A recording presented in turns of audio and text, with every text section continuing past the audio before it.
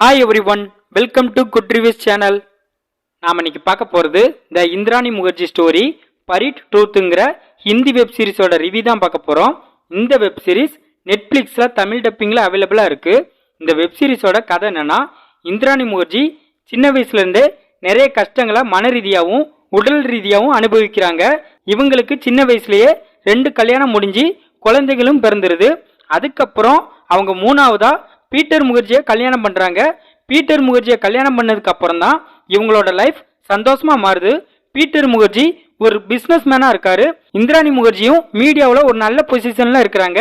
இப்படி இவங்களோட லைஃப் போயிட்டு இருக்கும்போது இந்திராணியோட பாஸ்ட் லைஃப்பில் உள்ள இவங்களோட பொண்ணும் பையனும் இவங்களோட லைஃபுக்குள்ளே வராங்க. அவங்க இவங்களோட லைஃப்குள்ளே வந்ததுக்கப்புறம் இந்திராணியோட லைஃபையே புரட்டி போடுற மாதிரி ஒரு சம்பவம் நடக்குது. அது என்ன சம்பவம், இதுக்கப்புறம் என்ன நடந்துச்சு, இதுதான் இந்த வெப் சீரிஸோட கதை. இந்த வெப் சீரிஸில் மொத்தம் 4 எபிசோடு இருக்குது. ஒவ்வொரு எபிசோடும் கிட்டத்தட்ட 45 to 50 மினிட்ஸ் கிட்ட இருக்கும். இந்த வெப் சீரிஸோட ப்ளஸ் இது ஒரு உண்மையான டாக்குமெண்ட்ரி ஸ்டோரியாக இருக்கிறதுனால இந்த வெப் சீரிஸை பார்க்க இன்ட்ரெஸ்டிங்காகவும் என்கேஜாகவும் இருக்குது. வெப் சீரிஸில் நம்ம எதிர்பார்க்காத நிறைய ட்விஸ்ட் அண்ட் டர்ன்ஸ்லாம் ரொம்ப சூப்பராக இருக்குது. வெப் சீரிஸில் அடுத்து என்ன நடக்கும்னு நம்ம எக்ஸ்பெக்டேஷனோட பார்க்குற அளவுக்கு ஸ்க்ரீன் பிளேவை நல்லா கொண்டு போயிருக்காங்க. சீனா போரோட மர்டரை காட்டின விதம் சூப்பராக இருக்குது. இந்திராணி தன்னோட பொண்ணை சிஸ்டர்னு சொல்லி ஊர் உலகத்துக்கு அறிமுகப்படுத்துவாங்க.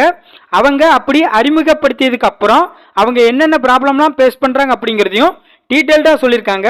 இந்த இந்திராணி முகர்ஜியோட ஸ்டோரியை அவங்களே சொல்லியிருக்காங்க. அது இந்த வெப் சீரிஸோட ஹைலைட்னே சொல்லலாம். இந்த வெப் சீரிஸோட மைனஸ், வெப் சீரிஸ் ஸ்லோவாக இருக்குது. டியூரேஷனை இன்னுமே கம்மி பண்ணியிருக்கலாம். மற்றபடி இந்த வெப் சீரிஸில் மைனஸ்ன்னு சொல்ல பெருசாக எதுவுமே இல்லை.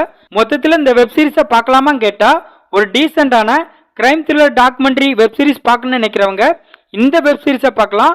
இது நெட்ஃப்ளிக்ஸில் தமிழ் டப்பிங்கில் அவைலபிளாக இருக்குது. இந்த வீடியோ பிடிச்சிருந்தா லைக் பண்ணுங்கள், ஷேர் பண்ணுங்கள், சப்ஸ்கிரைப் பண்ணி சப்போர்ட் பண்ணுங்கள். Thanks for all.